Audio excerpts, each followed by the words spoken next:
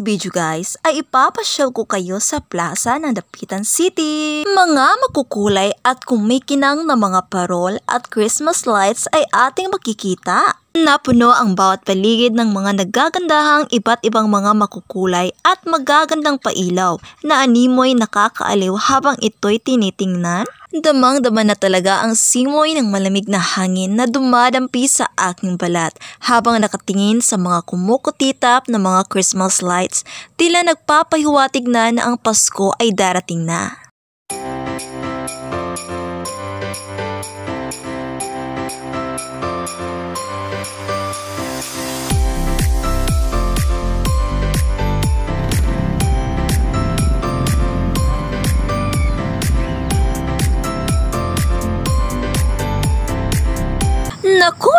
Naku.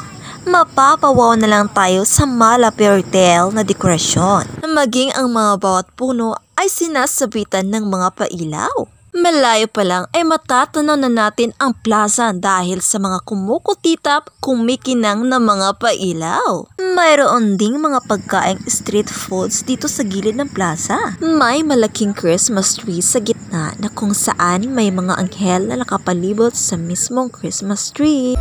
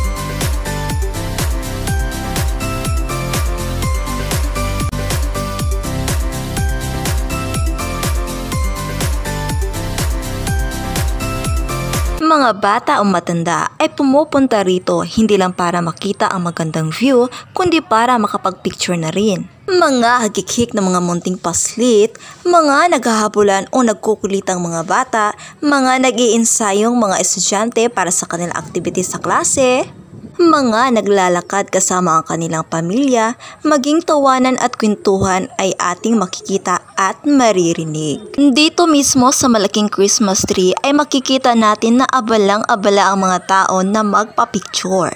Ngayong nalalapit na ang Pasko at ilang tulog na lang, bukod sa mga matatanggap nating mga aginaldo o regalo mula sa ating mga ninong o ninang, ay ipakita natin ang pagmamahalan, pagbibigayan at pagpapatawad sa kapwa ay siyang pinakamahalagang regalo na ating matatanggap ngayong Pasko. Ayun lamang po. Sana nag-enjoy kayo sa inyong panunood. Mula dito sa Dapitan City, malipayang Pasko o manigong bagong taon sa inyong lahat.